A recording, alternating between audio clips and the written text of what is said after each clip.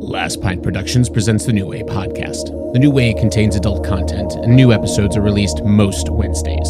So back off, man. We're professionals. Listener discretion is advised. So you were in Vietnam, if I'm not mistaken? Yeah? Were you in the shit? Yeah, I was in the shit. Last night, Darth Vader came down from planet Vulcan and told me that if I didn't take Lorraine out, that he'd melt my brain. Here's how you get him.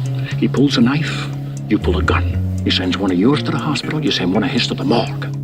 We came, we saw, we kicked its ass. Everybody wants to be naked and famous.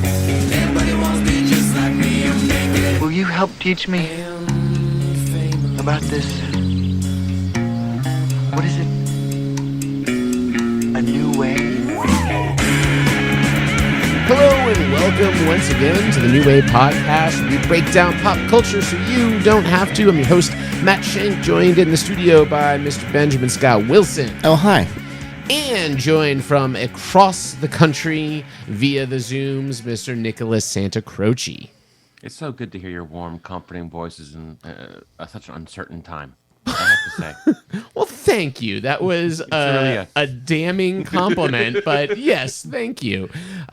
Yes, we've got lots of good stuff to talk about for the next hour to take your minds off of whatever horrors are happening in your neck of the woods. It's different for everyone. My friends in Pennsylvania are dealing with monkeys on the loose. So there a truck of monkeys were unleashed on Pennsylvania yesterday. So that's happening. On the entire state of Pennsylvania, that's a lot of ground to cover. They are. Monkeys. I mean, those monkeys are wily, and it's cold, so they're looking for warm places to stay, which could be someone's house. They could be looking for a while. Yeah, they could be looking for a warm hole. Maryland had zebras late last year run amok from the zoo. You hear about this? No. They still haven't found them. Like 5 zebras escaped, and they're living somewhere on the eastern shore of Maryland. Hold on, if there is a CBS television executive listening, I think you found your next Chuck Lorre vehicle, A to Zebra, and he will do it. Dumbo Drop took place in Maryland too. I feel like a synergy, maybe a crossover event. I was going to make a Davy Jones joke about your whole monkeys thing, but I thought about doing the monkeys joke to my friends, and then I got upset that one of them just passed away, and then I gave up. So that's what happens in my head when we're going through those things. But just a couple things I want to talk about before we get into our topic. A couple stuffs. I'm having trouble with my like plurals tonight. I did it right in our sound check as well. I said I watched a couple of Scene, and I don't know I think I'm having a stroke of some kind. So if this continues, I apologize.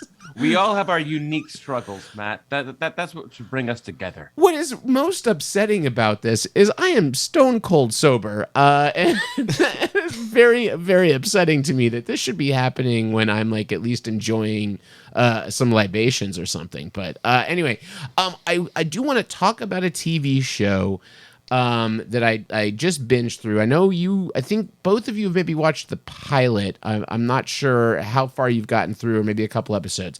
But I think this is a show ripe for us to talk about, and I think it's good. Can I guess? Good. Yes. Is it Yellowjackets? It is Yellowjackets.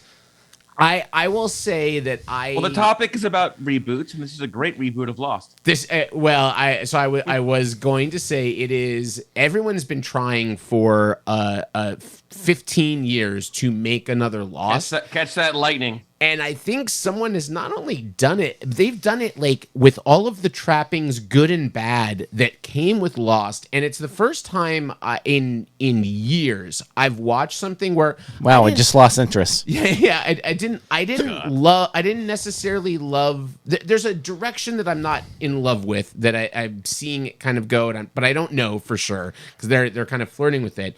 But even despite that, I found myself thinking about this show constantly, like having dreams. I finished the whole thing. I had to get through the whole thing. Well, so it's the second most popular show on Showtime of all, like, ever. it's There's no broken way. records for them. There's no way it beat Emmanuel in space. There's no way. I would watch that version I of watched Yellow it enough Jackets. times to beat Yellow Jackets, probably.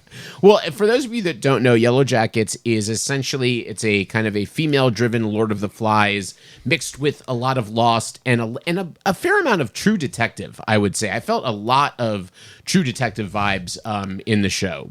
But from the top of Fiji to the bottom of Christina Ricci. That's right. The idea is that this girls' soccer team is on their way to nationals, flying from Jersey to Seattle. Their plane crashes somewhere in the wilds of Canada, and for reasons I won't go into, they are not able to be found for 19 months.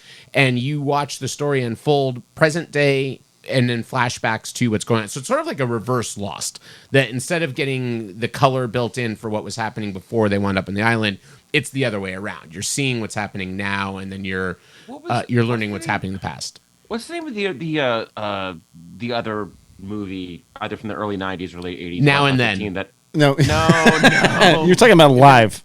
You've been waiting on this. No, the soccer team crashes and they have to eat each other. Is it Hunger? Or? Alive. Alive. It's called Alive. Yeah. That's right. I mean, listen, you've got Christina Ricci in a movie about people and flashing back, and now she's the adult, and we're not going to talk about Now and Then. I mean, come on. Not to like jump forward to our actual conversation earlier, but it was pretty funny that I was in the car earlier. I was like, "Hey, honey, is there a movie that you would like, think that maybe from your childhood that there should be a sequel to?" I was like, "Don't say Now and Then." And she was like, "What the fuck happened?" Because I was just thinking Now and Then. Now and Then again? I mean, we're going to make this movie happen tonight for your wife? You didn't make this happen for your wife? How dare you? And the Yellow Jackets tie in alone. I mean, this could have been our best podcast ever, Ben. And Ben giggled so hard he gave himself the hiccup. Not only he activated a buzz in the microphone and his hiccups at the same time. So if the buzz is gone, are the hiccups still there? Yep, yeah. Hiccups still there. Well, 1 out of 2 ain't bad. We did pretty well. I am very excited at some point to talk Yellow Jackets in full with you guys and anyone out there I know Mark and Amanda, two of our listeners, I have watch the it. free trial of Showtime, and it expires in 3 days. So I would blow through it. It is. I will. Right. I will say it is. For its whatever flaws you might have with it, it is a Lost successor. It's the first time we've had a legitimate Lost successor that I'm excited to see what they do with it, and I think they did a hell of a job setting up. Plus, you've got Christina Ricci and Melanie Linsky just fucking delivering. And wait, Melanie Linsky's on the show? She's the lead of the show. Yeah. Oh, wow. Now I'm that's excited. why I was surprised that you didn't watch it. I know you're a big Melanie Linsky fan, and I'm not saying this ironically. This is true. Didn't realize my wife was in the show. Okay. You tuned out at Lost, and you're right back in there. He's like, fuck this. And I'm back in the game. And Linsky. Yeah, that. So looks like Linsky's back on the menu, boys. The greatest thing about her, also just in everything she does, but she can do a twist on a line delivery that is so small and subtle and sell things. It's just fucking great. But definitely check it out. There's a scene where she's an altercation with someone from the press who she actually invites into her home kind of begrudgingly. And that scene, she really flexes a lot. And in this confrontation, doesn't hold back. She a lot of micro expressions, and then it all kind of bubbles to the top, and then you see her let loose. Really, really good actor. Yeah, I mean everything about the performances. I think Juliette Lewis is probably the most I wouldn't say controversial performance, but it's a very well-worn performance, and it's exactly what you're expecting from her, and it's a little bit over the top, which is funny because everyone is kind of chewing scenery, but really they did a good job of casting the adults and the younger versions of them, and it is a satisfying unfold of a mystery that you're really not quite grasping until you get to the last episode. And they've greenlit for a season 2. I hope it doesn't. I think that hopefully they learn from Lost and they don't drag this out for 6 seasons. If this is a 3-season show, I think they've got to I think they've got something on their hands that's pretty awesome. I mean, you've piqued my interest now. Yes. So I have a fun little impromptu question game for you gentlemen right now. Not a game, but I saw this on the TikToks the other day, and we could have made a episode out of this, but I kind of wanted to get your fresh reactions. So someone posited this question. Are you two familiar with the film The Last Action Hero? Yes. Nick. Okay. So Last Action Hero is about a kid that gets a magic ticket that allows him to basically enter the movie. Charles Dance is the bad guy. Yes. Enter an Arnold Schwarzenegger vehicle, literally, and the film, and live in that universe for parts of the movie. If you were actively given the magic ticket from Last Action Hero, and unlike this child who doesn't know what's happening and gets thrust into this movie, you have a choice to choose what movie you take your magic ticket to, what universe and film, really film, make it a specific movie, do you want to inhabit in its entirety? I want to dip my hand in that Willy Wonka mushroom and just eat the cream straight from my hands. It was on mine, but then I'm like, but you got to take everything that comes with that. You got creepy Oompa Loompas, you got crazy squirrels. Wait, you get that boat Wilder. I want Gene Wilder, Willy Wonka. I do not want Johnny Depp, Willy Wonka. I will change my answer. Wonka depends. It highly depends on the Wonka. You're making me think of my buddy Adrian that got excited to watch the movie Split and like pulled up the wrong Split on. It was like a made for cable like porno, and he's God. Why is everyone into this movie? I mean, it's erotic, but I don't know. Like Nick going to Willy Wonka and choosing the wrong version, be like, I'm in the Depp version. That was M. Night's twist. God. But if you were in the Depp version, you get to rock out to some like original Danny Elfman music. That's pretty good. That's true. How about you, Ben? Really underrated Elfman score. Really criminally I agree with that. It's on my workout mix, oddly enough. I have a very easy good answer for that, which is either Fellowship of the Ring of the Hobbit. But yeah, Hobbiton.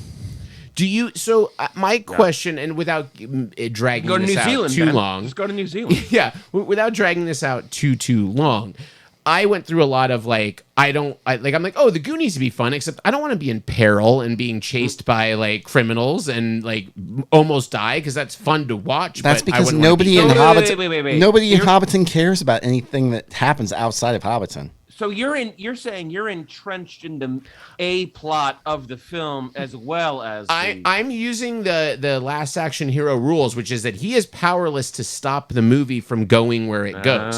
So you have to go through that movie. Now maybe you are a stand-in for a certain character. Is Emmanuel in space count? I was waiting for that to go. I was like, I was sure it was going to come up first. That someone's going to say Debbie Does Dallas. Now that you've clarified the rules, yes, you know.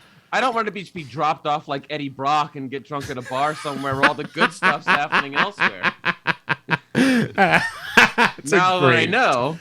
I picked, for me, it was Harry Potter and the Sorcerer's Stone, because I get to go to Hogwarts, but I don't have to deal with like the really scary shit. Like I can deal with the Chris Columbus version of Hogwarts, which is like, okay, I can deal with that. Yeah, I can deal with the vanilla Hogwarts. You'll get the sorting hat, you'll get a Christmas feast, then you're out. Yeah, exactly. Yeah, okay, great. A little hat action, a little feast, a nosh. Yeah. The worst case scenario for him is that he gets put in fucking like Slytherin. Yeah, and you go up to Daniel Radcliffe and go, one day a movie executive is going to come up to you and they're going to want you to play Weird Al. Don't do it. Speaking of which, I did want to bring up this monumental news. So okay, my final answer is I want to be set in the world of the movie that you're about to describe. That is my final answer.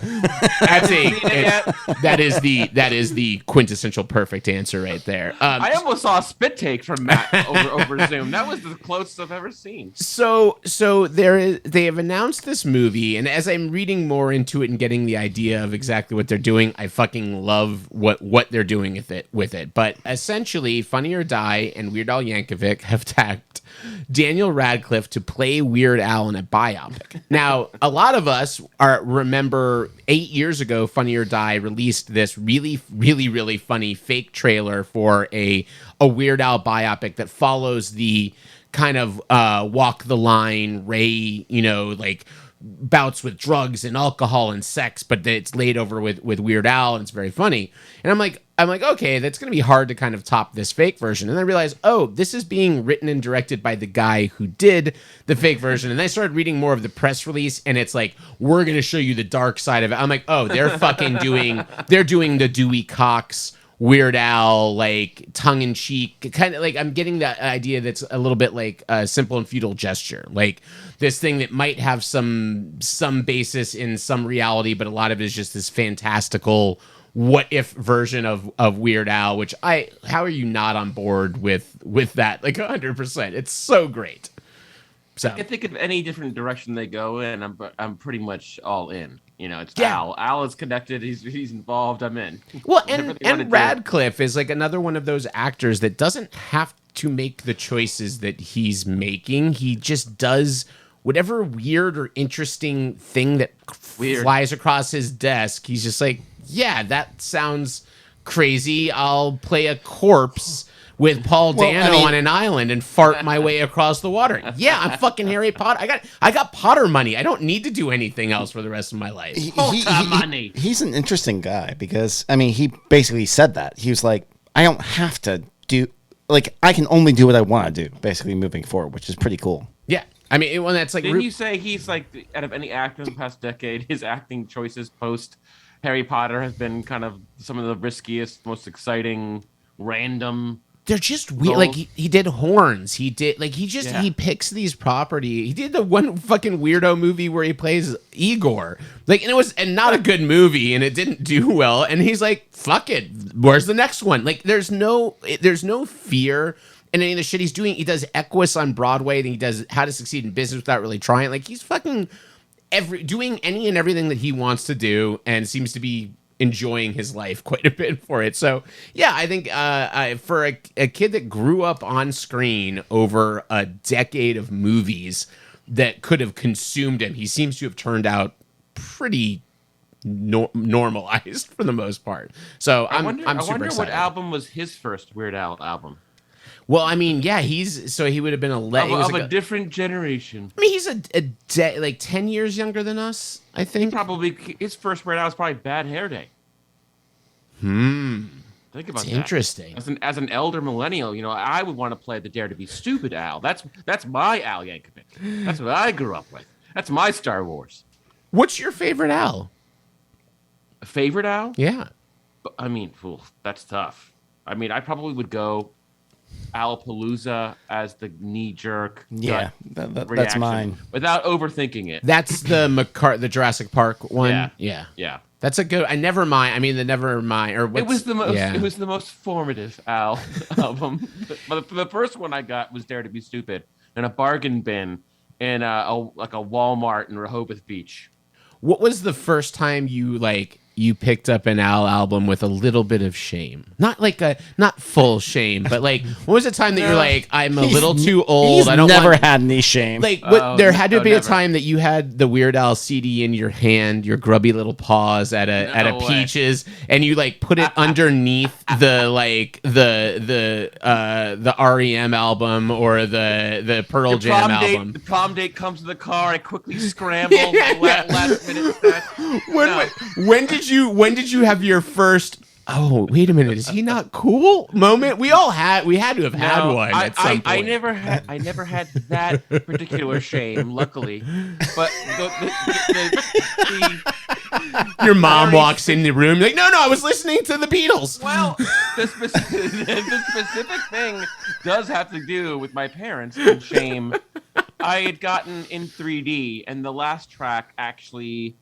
The thing about Al is no parent was going to read a track list, and if the track list passed the parent litmus test, they're like, well, I'm not going to listen to Weird Al to make sure there's nothing questionable in here. There's no way I'm doing that. So fine. And that was what it always was. My mom would look over the track list, and then that would be okay, that person can have that CD or not. Okay. Huh. And that had Nature Trail to Hell in black and white. There was a curse word right there. So that one Weird Al Yankovic album remained hidden. And I remember that it's so funny because when Nick and I went to the Weird Al concert a couple of years ago, you had told me that you were telling me that story, and I didn't fucking know. I didn't know. Just stop. Stop your hiccup. Rewind it just a little bit. Yes. You went to a Weird Al concert. Yes. Where was this concert? In Fort Lauderdale. Oh yeah. We both did. Tell me all about it. No, just you stop your judging. Okay, I'm not judging. I've seen Weird Al twice. Oh, well, look at you. Look at you. Good for you. I've seen him twice as well in the last 4 years. He's not judging. He wants you to describe it graphically. I want to know everything about this show that I missed. The first time I saw him, he was more energetic than the second time. That's all I can say. But I had never heard in the same night. I had never heard that Weird Al track, and I thought I'm sure at some point because I went through like the whole discography, but I had not. Played it for you for the first I had time in the never car. heard that track before, and you're like, oh yeah, this is why I wasn't like because Weird Al was too edgy for my mom. And I was like, what? That's the most insane thing I've ever heard in my life. I mean, that is probably pound for pound the most objectionable Al track because it talks about dismembering people in it. I mean, like the Santa Went Crazy is probably the hardest core Al that we have. Wait. What's your favorite Weird Al song, Nick? Come on. Ever. Ever. I mean, that's of all. That's very tough.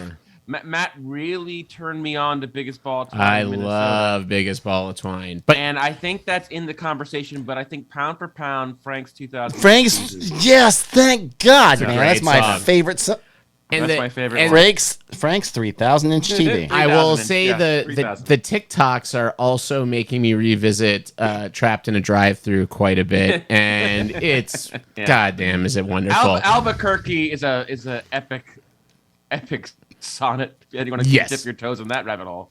Yeah. So I'm obviously we're on board with the Weird Al biopic. I'm very curious to see where they go with it. I also, by the way, no one is sure exactly how to watch it because it's being released on Roku, and everyone's like, people that own a Roku are like, I don't know how to find the Roku. like I know how to watch Netflix on Roku, but hey, hope maybe to get a couple subscribers. I think it's going to be available everywhere. Eventually. I just know that however I see it, I'm going to be on the couch like the Leo DiCaprio meme. The moment Daniel Radcliffe cuts through a Twinkie and puts a hot dog in it, I'm going to be oh.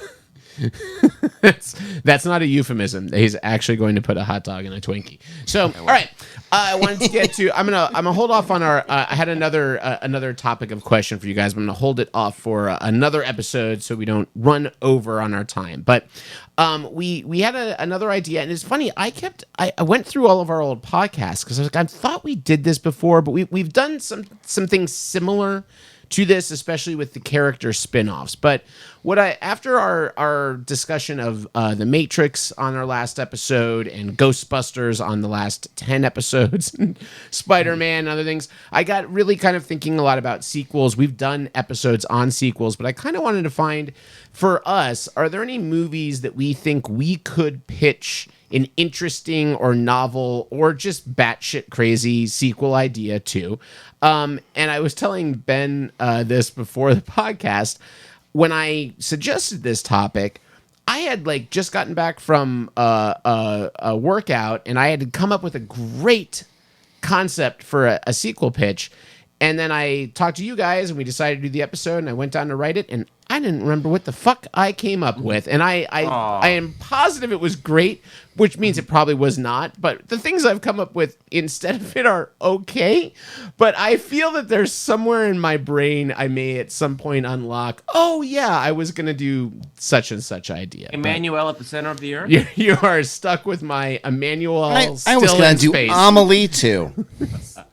So does anyone want to venture out to be the first of the night to do their pitch? I can start it off for you. All right.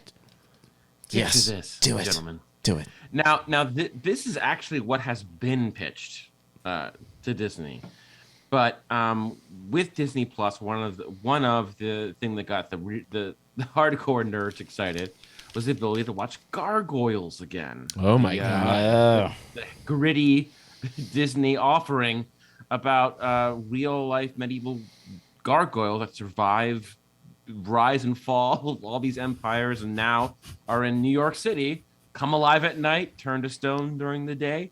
And it was basically a Star Trek halfway house. Brent Spiner was a voice in it. Yeah.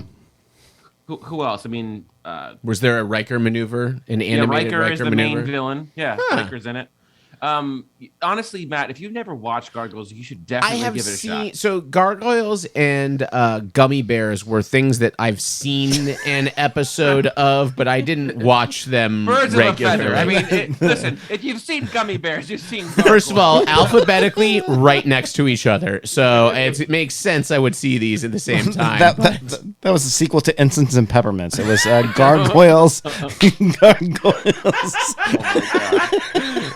That's pretty good. Wow. Only that their strawberry alarm clock is the Yeah. But anyway, now that we see Disney reworking DuckTales, rebooting it, it's a great. There's new Fraggle Rock. Yeah, I just saw that. I just saw the new credit sequence. I was like, "What is this?" It's amazing. I know. And at the same time, makes me extremely excited and nostalgic. But I don't see how you I don't see how you do a new theme song. I don't see how you. They didn't do a new theme song.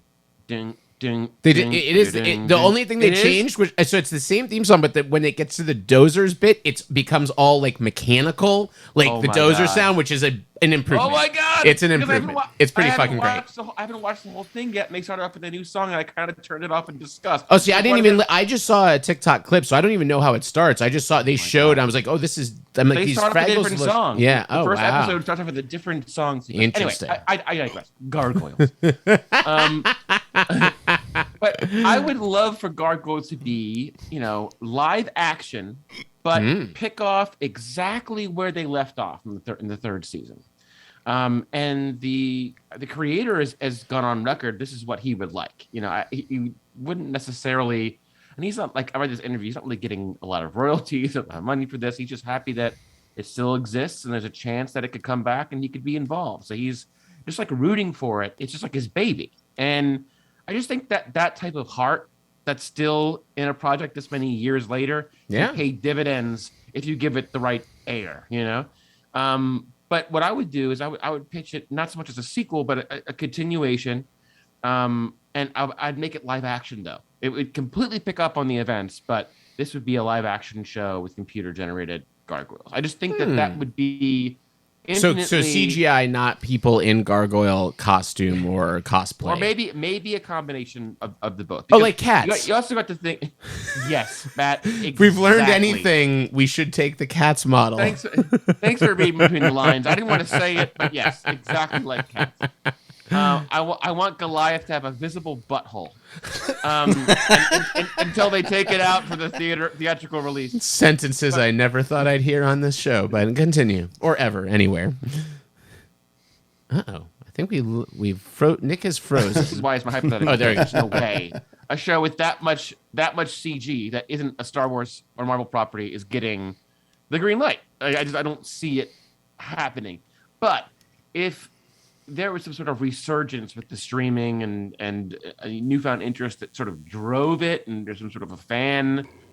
I mean, I think that it's actually something that you could sink your teeth into if you have an actor who's willing to get in a mocap suit or hours of makeup. Yeah, you saw through Dave Bautista's.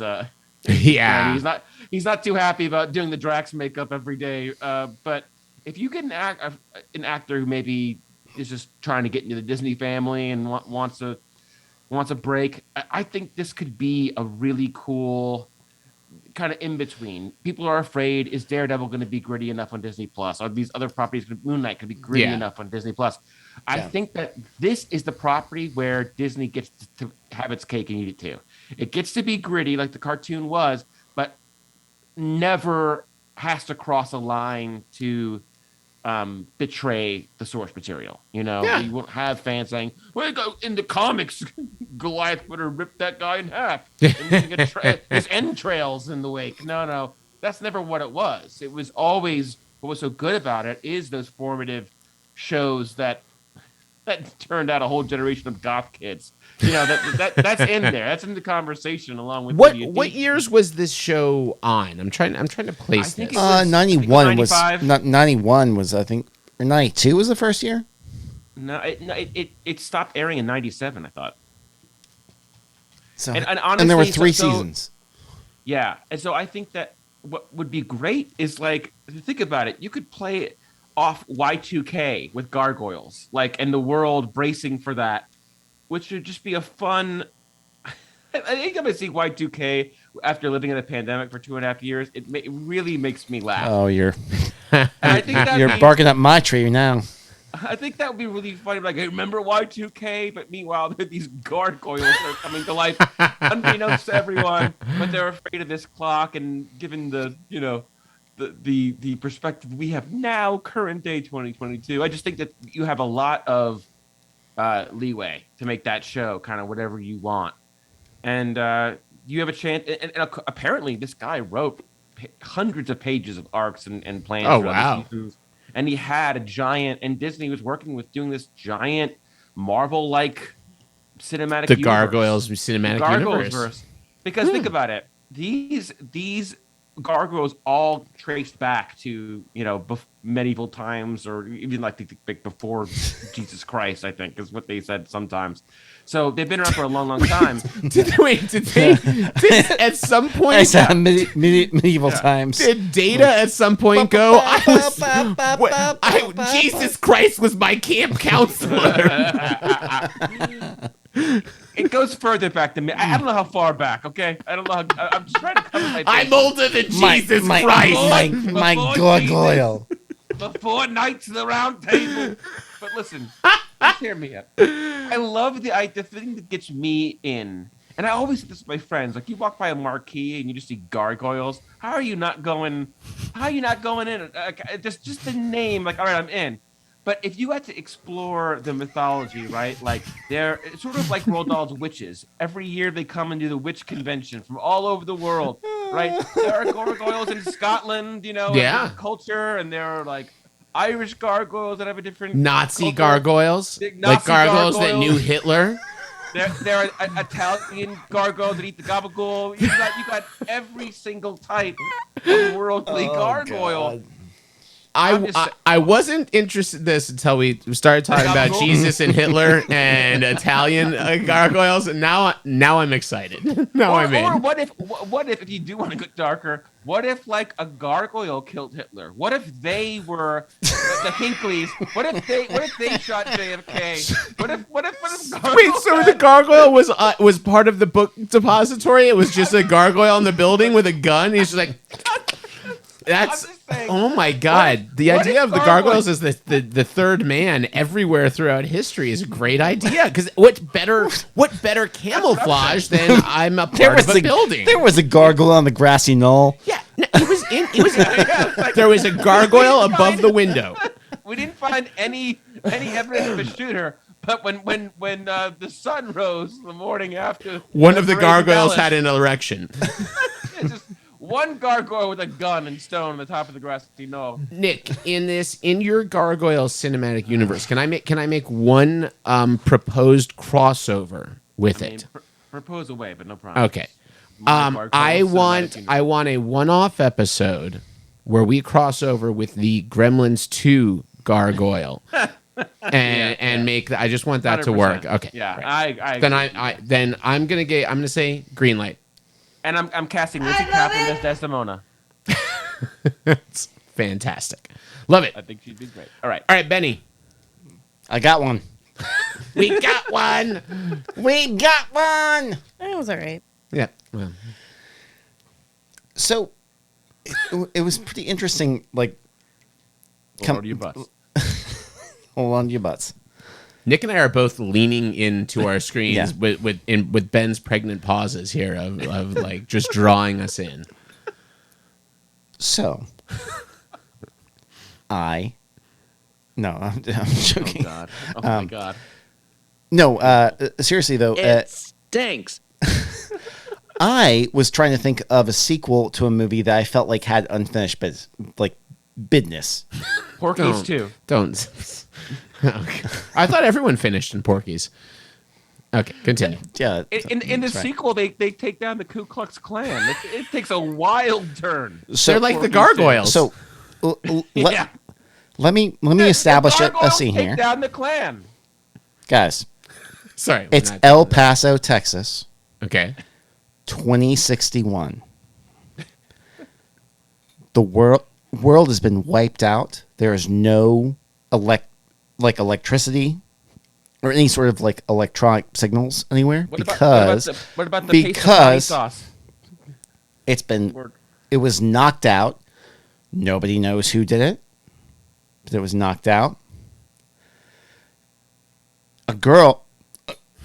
Sorry. Okay, Rick. I don't know, Morty. Morty, we're going to El Paso, Morty. I don't know, Rick. That's where they make that pizzicotti sauce. Don't worry, Morty. No. It's a wasteland, Morty. This better be a sequel to Paris, Texas, or I'm going to be very upset. Oh, no, it's not Paris, Texas. Sorry. Anyways, all I'm saying is Friday Night Lights. A girl is being accosted by the local guy. Sorry. Shit. By the local guys. Fuck. Oh, boy. Oh, boy.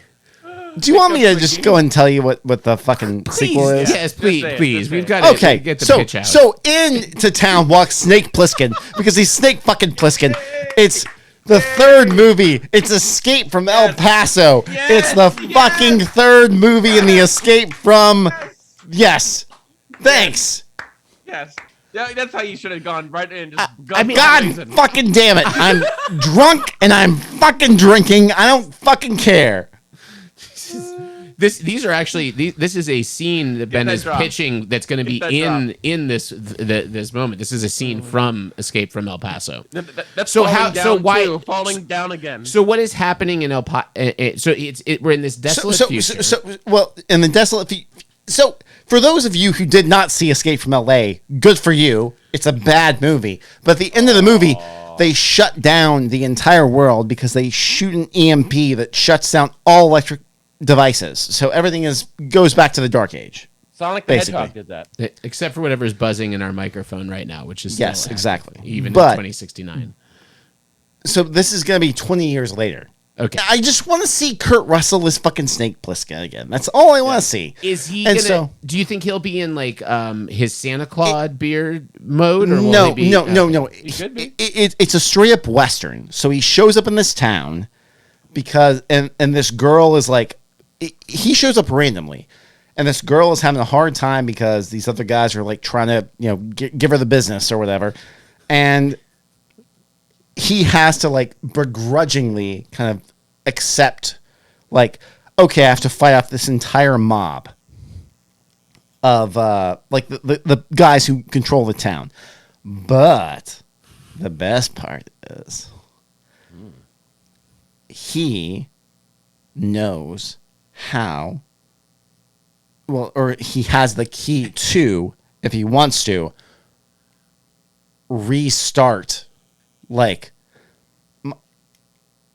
electricity, basically. Like he has he knows how to get things powered back up. Let's put it that way.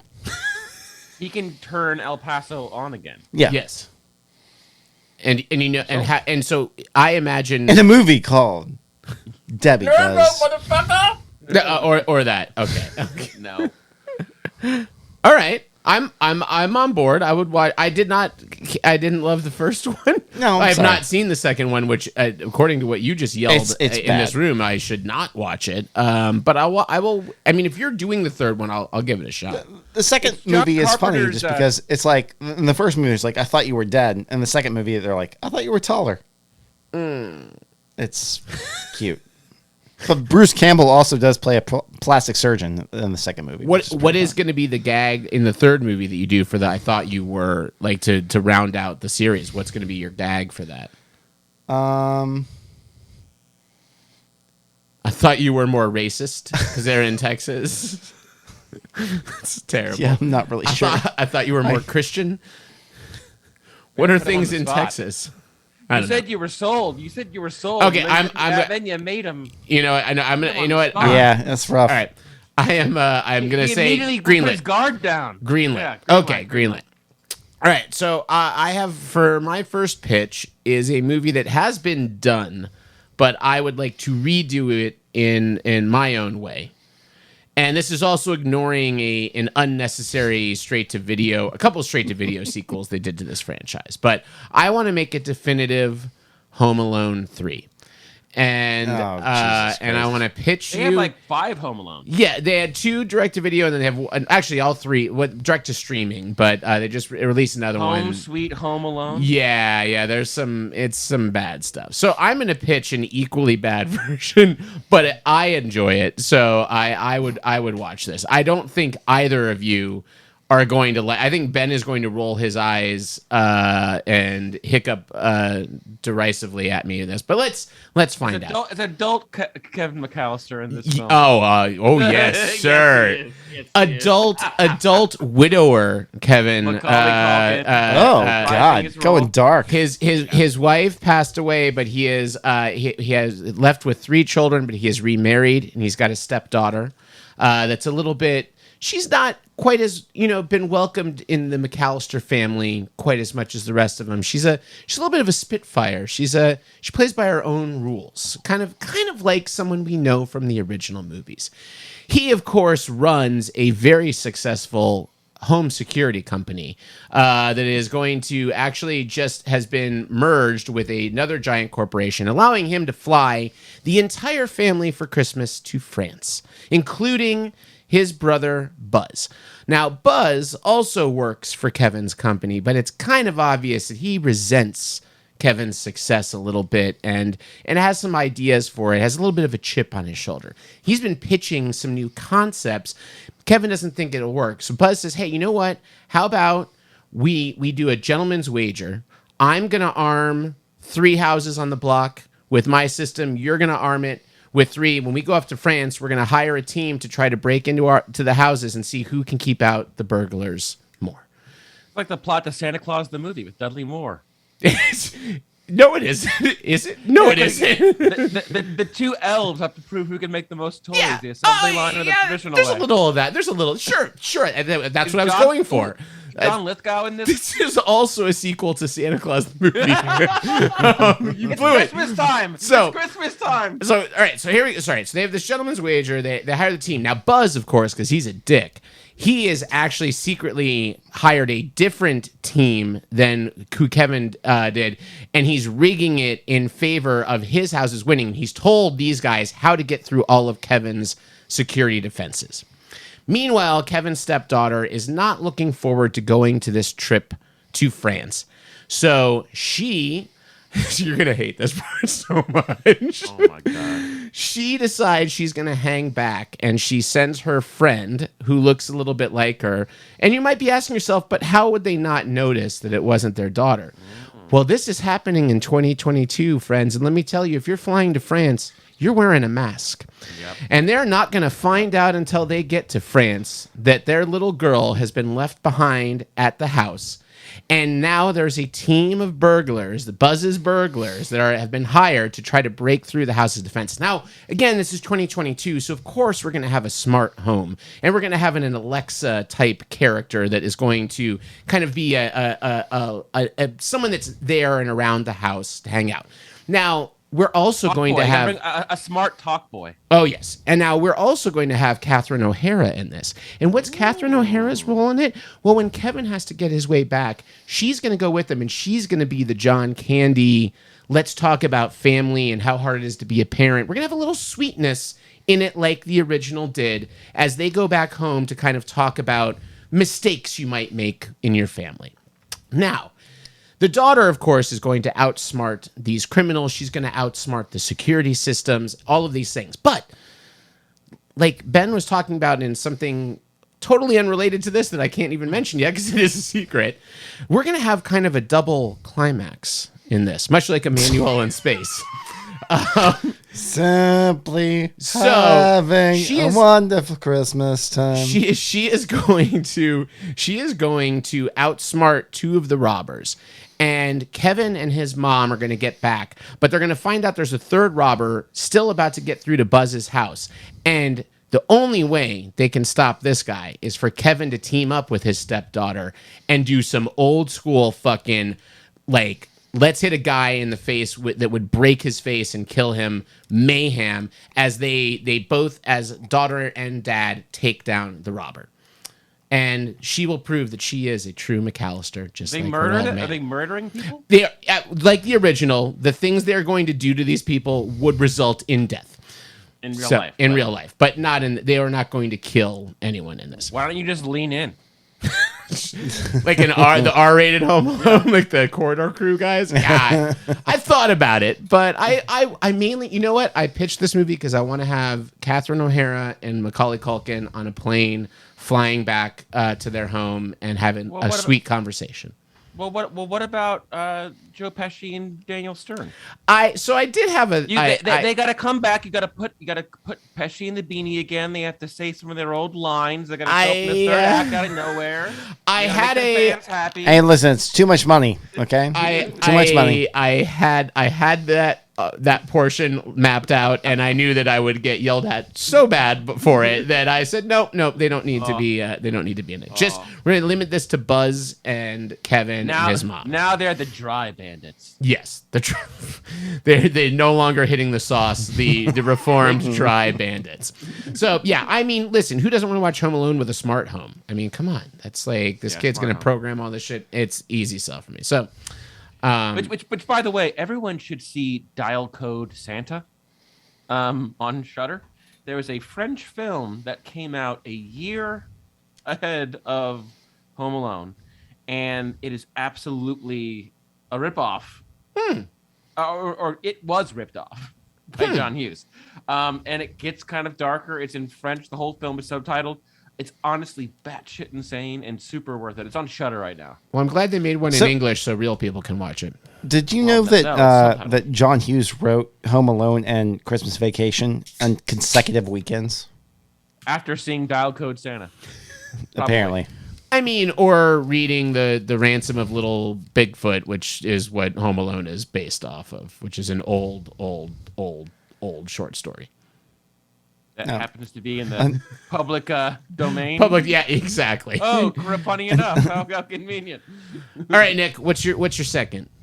All right, so it would be a sequel. Now listen, for this to work the way I want it to work, oh boy, we have to talk about Bruno. I wish. Can we want to talk about Encanto? We could just talk about Encanto. I watched it again. I'm fine. It's so good. It's so good. But we go back and we retcon the rollout of Universal's Dark universe. In a perfect world, we have a really good Mummy remake. We have a really good werewolf initiation. We got Dracula. We got Frankenstein, right? So we have the groundwork here. And I think in each one of those films, we're introduced to a kid protagonist who kind of, is a little more wily, definitely giving the adults a run for their money, comedic relief, the character trope that everyone loves. We introduce these different kids who happen to know, specifically the weakness of the mummy and the weakness of the werewolf. They know a little more. And it all leads into the Avengers-esque culmination of Monster Squad 2, where all the kids are reunited. Damn it, you fucked me. What? That was yours? Yeah. Wow. Well, now it's going to be embarrassing if yours is not as good. It's okay. I came with another one. I like Nick and I have talked about a Monster Squad 2 a few times, but I like that idea of having them being built in. You took the Young Avengers Disney the Marvel model, which I like. Yeah. I mean, I like that. That's a great way to kind of backdoor pilot something. I'm in. I'm 100% in. Yeah, I think that you could fit in some nice homage to Horace.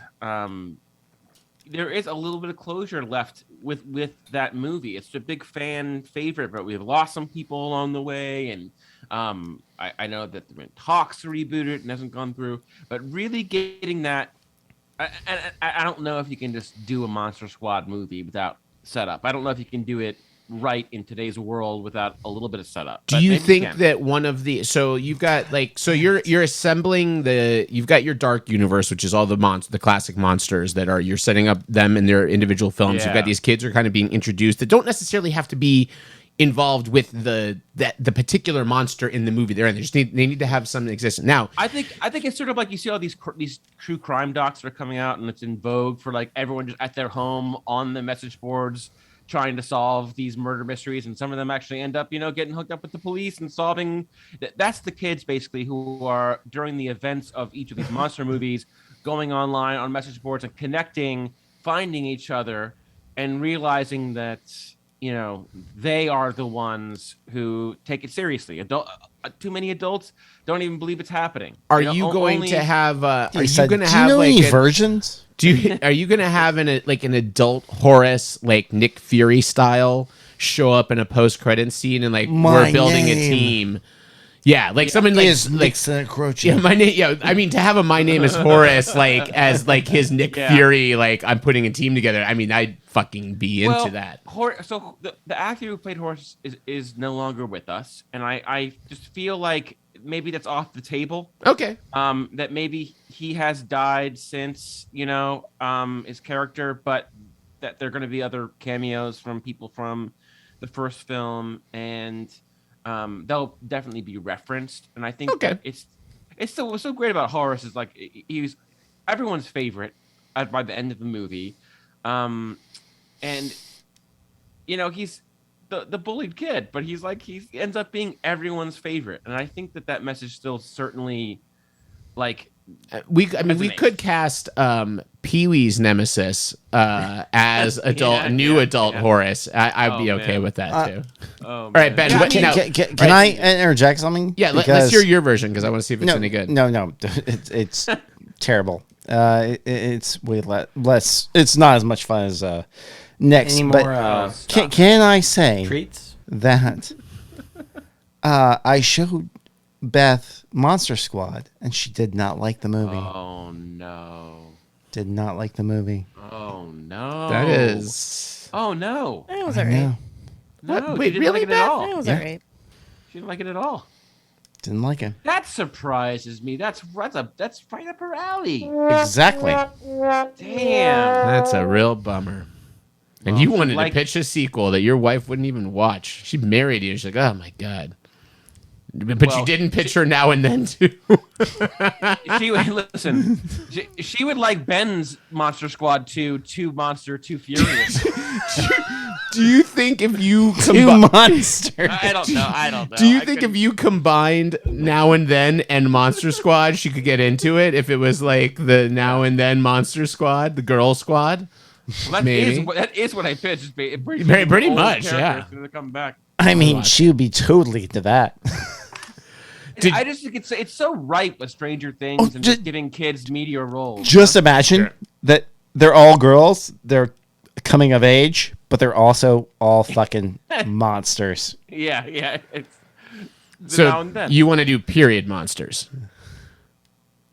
Oh, I didn't go there. I didn't go there. Oh, sorry. I gave myself the record scratch on that one. Okay, sorry. That was a rare misfire. I apologize. I'm sorry. It's my bad. That is absolutely my bad. I'm so sorry. Anyway. You're right. This new camera angle is fun to watch you fumble with the soundboard. Fuck you.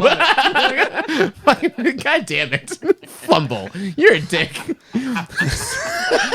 Just so everyone listening can understand what is going on with the slight that was just lobbed at me. I changed the camera angle in the room for our Zoom call so you can actually see what I have to fucking deal with you assholes and the soundboard and getting stuff out.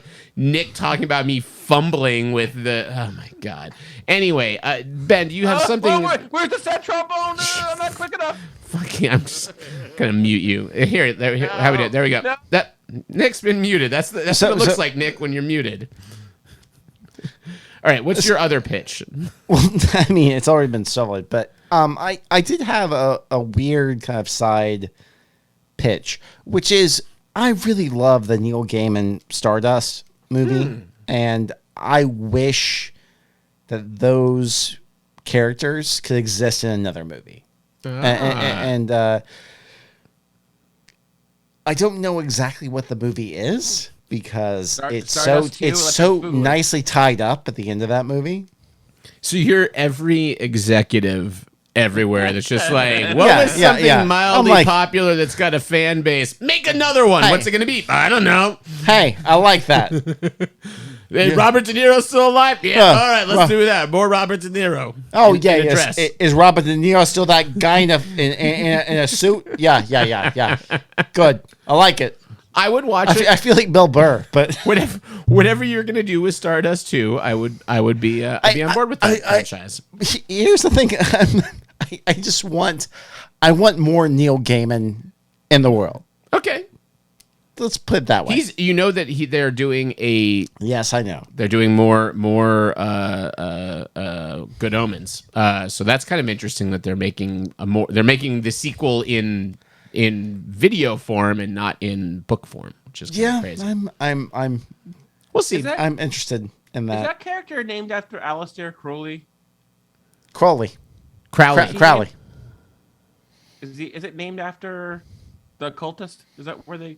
I believe that's probably a tie-in, but I don't know. I mean, the book is how old is? Yeah, it could be. Good Omens came out in 91. I didn't know it was that. God, I thought it was older than that. No, that's crazy. 91. Because I went down, if you can imagine, an Aleister Crowley rabbit hole, and I think there's a movie there, gentlemen. Ooh. There's this crazy backstory where, not unlike Roald Dahl, he was a spy, a secret agent, and he was, according to British press, was the most hated man in the world at one point, and invented sex magic. This movie would be bonkers. Wait, what? Invented sex magic? We go back on one of those. Yeah. What is sex? What is it, and how do you invent it? We all know the black. So you have to be Ryan Fitzpatrick, and you have to have sex. I don't understand the question, and I won't answer it. Well, we know the Mr. Crowley. He influenced a lot of dark metal bands. And this guy he once was quoted, "I hate Christianity like socialists hate soap." Oh my God. Hated religion, and yet he used all the pomp and circumstance and all the rituals and all like the foundation of organized religion to create his own. And part of that, sex was a sacrament, like Eucharist or like something at a church during a mass. And when you're having sex, you release the sex magic, and it was like that's how you would harness this. He believed in physical magic. They were coming. Some guy came. It was only a midnight mass. She's like, "Why did you put that in my face?" He's like, "That's my sex magic, baby." Like, what is? That's gross. No, that's so gross. Then don't go down the rabbit hole because there's more than that. That's a Red Hot Chili Peppers album. Blood Sugar Baby. She has it. California. Sex magic. Sex magic. Yeah, I think that's a reference to Crowley. Oh my God. I am sex magic, baby. And so upset by all of this. He spelled it with a K, too. Of course he did. For legal purposes. So he didn't get arrested for raping people in a church. Not to begin with sex magic with a C. Oh my God. That is wild. But I'm telling you, there is a great... I picture Steve Brule playing Aleister Crowley in my version of it. I just think it could work. Tim and Eric present the Beast 666. So we've got John C. Reilly as a guy banging people in a church, and I release my sex magic, and that's. I don't know. I'd watch it. Sex magic. I'd watch it. All right. So here's my other. This is a half pitch. Not as little information as Ben's pitch of nothing, but sorry, but close. So I had a pitch called "Who Saved Roger Rabbit," and my idea is that it is 1999. Eddie Valiant has a bumper sticker on his car. Who saved who? That's right. He certainly does. He's old as fuck at this point. He's barely alive, but he's retired. Good. His detective business is thriving under the leadership of his kids, Teddy, named after his late brother, and Betty, as well as a still youthful, because they're animated, Roger and Jessica Rabbit. They run Valiant Incorporated. That's spelled with a K, kids, because they're made from ink. And they've been successfully helping humans and Toons coexist peacefully and not get taken advantage of. But not all is well in Toontown, because all of a sudden these computer-generated characters have shown up, and the 2D animation characters don't love the CGI characters on there. See, my movie would just be all the horny variants escape and chase after her. Wait, no way. No way. No, I do have a variant thing in here that they might be. Jessica Rabbit. Jessica Rabbit. This movie's taking place in 99. We're at the Y2K, which is funny that you brought that up earlier, because I have that in here. But wait, is she age appropriate now? What? Is who? What? Jessica. You? She's a Toon. She's performed at that nightclub.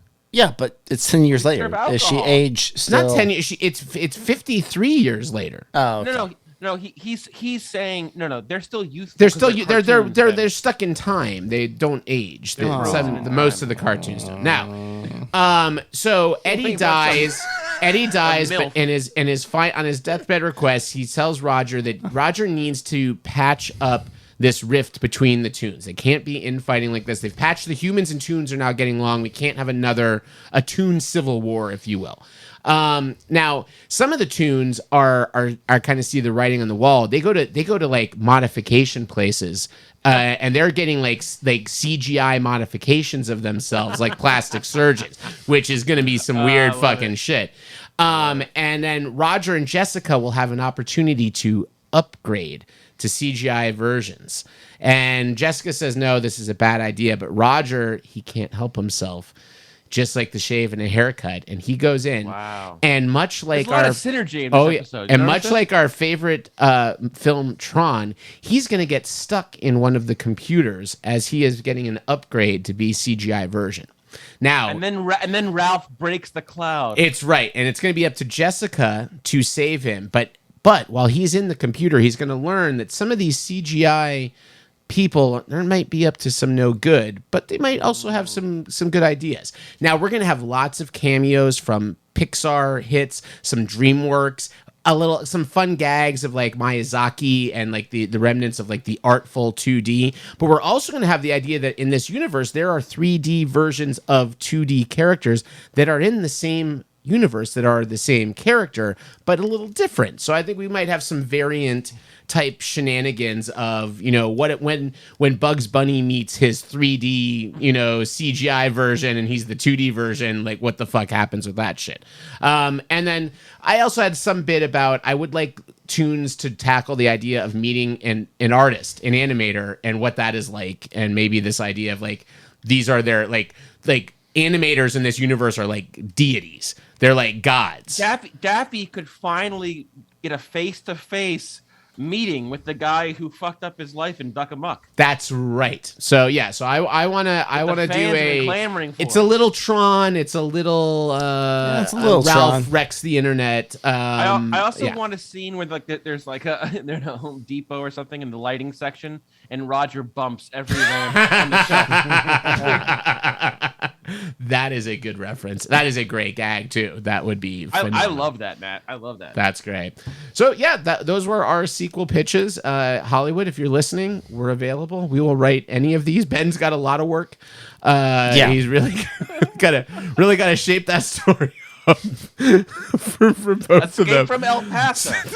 The idea that his escape from El Paso might be like the Pace County actual, like they're the evil overlords in this world. Honestly, would be great. My pitch for Escape from El Paso might work. I like it. I'm in.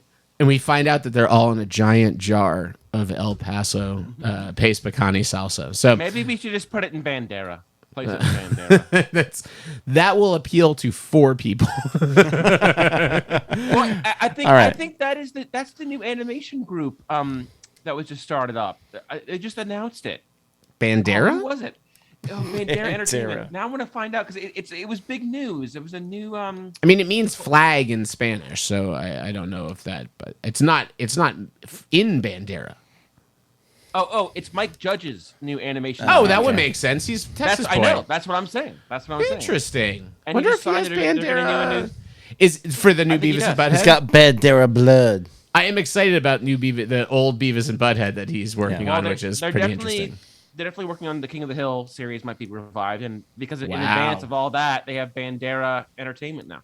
You know, I do, since we were talking about sequels and reboots and things like that here, I don't mind the like one-off reboot, or not reboot's not the right word for a lot of these. They're kind of just like in-universe additional stories. I think that's the best compromise of like, I don't want a whole other like we're getting a Justified like limited series is basically going to be a single Elmore Leonard novel. Like I love that idea.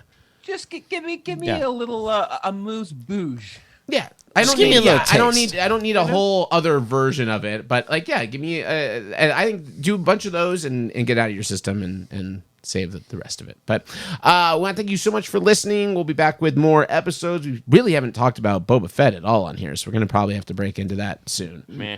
Good. Yeah, it's not bad. It's not good.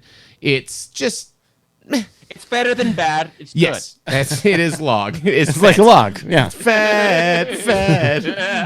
All right, well, thank you for listening. Rolls upstairs. It's good. No, sir. I don't like it. He does look a little bit like a log. and so thank you for listening, and we'll talk to you next time. Cheers.